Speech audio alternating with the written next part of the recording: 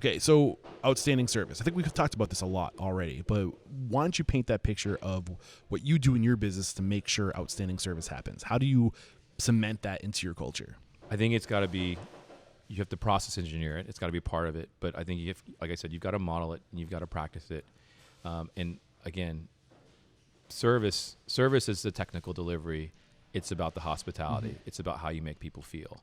And so how do we make sure when we engage with people that it goes beyond the transactional aspect of someone coming in? So how are you making sure, like, I mean, you can't put people into that hospitality mode, like they either, some people argue you either have it or you don't, but how are you making sure that your employees or frontline employees are showing up with hospitality? Yeah, so once we really spent time as a team discovering what our core values were, rather than just like, these are our core values, integrity, and because we saw on Boston Market. That's right, and we put them on the wall, right? we really like, it was a really cool exercise. We went through and said, okay, if like we were going to go and expand in like world domination, like, and who were like some key team members that you would want to be, right? Yeah. Who would you want it to be on your team?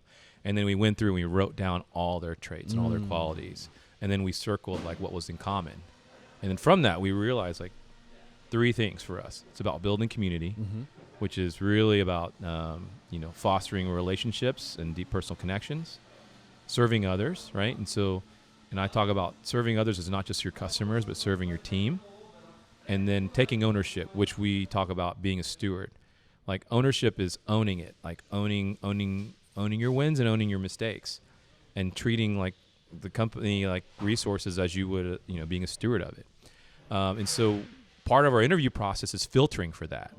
We ask questions that try and flesh out, is this person like passionate about building community, serving others, taking ownership? What questions are you asking to get after that? Well, the interview process, we ask really 3 questions. Like, I ask them, one, how do they define community? I want to see if they even understand what it means. And then like, okay, give me examples of like how this is important. Why is this important in your life?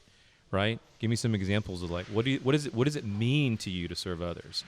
Because, what we want to filter is everyone going into interviews is going to try and put their best foot forward. Yeah. And like, I usually start every interview with like, look, I know that's what you're trying to do, but like for me to want to hire you and for us to work together, I really need to know who you are. Right? I know we're all flawed. No one's perfect. So don't try and sell me your best version of yourself. I just want you to be real.